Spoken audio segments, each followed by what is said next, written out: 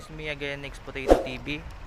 Bali ngayong araw is magre-review tayo ng bago nating labas sa motor na si TMX 125 Alpha 2021 model. Yan po siya. Oh my God! Wow! Napakaangas tingnan, di ba? Napaka-pogi. Pwede na! Tara guys, i-review natin tong motor na to. Let's go guys, i-review natin tong motor na to. Bali si TMX 125 Alpha is 5 manual transmission siya. Ang engine type niya naman is air-cooled 4-stroke overhauled valve. Dimension niya is 125cc. Starting system niya naman is meron siyang kickstart and electric start.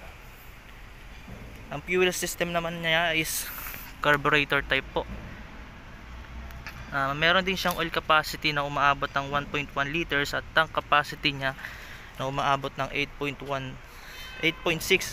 liters, which is good to para pang long ride, no? Sa overall dimension naman natin, meron siyang 1,904 mm length and meron din siyang 754 mm width and 1,026 mm height. Sa seat height naman natin, meron siyang maabot ng 759 mm. Good to para sa mga 5'7", mga ganon. Tulad ko ng height na 5'7", sakto lang sa akin yan. Meron din siyang maximum horsepower na umaabot ng 7.21 kilowatts at maximum torque na umaabot ng 9.28 Newton meter. Braking system naman natin guys is meron siyang drum brake pa rin naman. Front and back niya drum brake pa rin. Same pa rin siya sa mga dating TMX. Yan, drum brake. Suspension niya sa harap naman.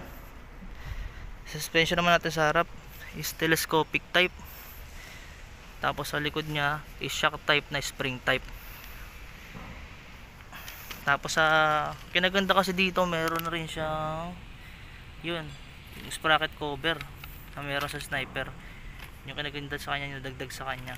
Tapos yung pinakang cover niya dito, flat na rin, di katulad dati na medyo umbok. Tapos yung side cover niya, parang kamukha na rin siya ng 150cc TMX. Mukha yung 50cc. Dito naman sa ating panel guys is analog type pa rin siya.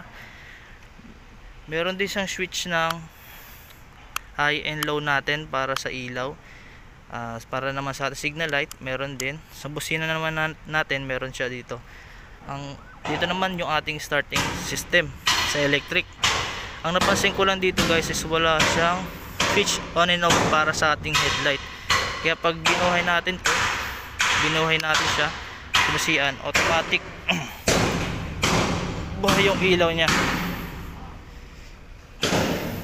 Yun lang yung isa ko napansin sa kanya. Pero may remedyo naman dyan kung sakaling gusto nyo lagyan siya guys ng sariling switch, pwede nyo naman siya pagawan. Para kung di kayo sanay na laging nakabukas yung ilaw niya, para medyo makatipid din sa battery. Yun lang guys, dito ko na muna tatapos itong review natin kay TMX 125 Alpha 2021 model. Yan siya guys. Napaka-pogi niya kahit di mo siya lagyan ng maraming masyadong colorete. Napaka-pogi niya na tingnan. Good siya pang scrambler na type. Pogi, di ba guys? Ayun guys, siguro dito ko na muna tatapusin tong video natin ito sa pag-review kay TMX 125 Alpha 2021. Kung bago pa kayo sa aking channel, make sure na naka-like and subscribe kayo at hit nyo na rin yung ating notification bell para lagi kayong updated sa mga bago nating video. Yun lang guys, maraming salamat sa panonood and God bless po. Ride safe sa ating lahat.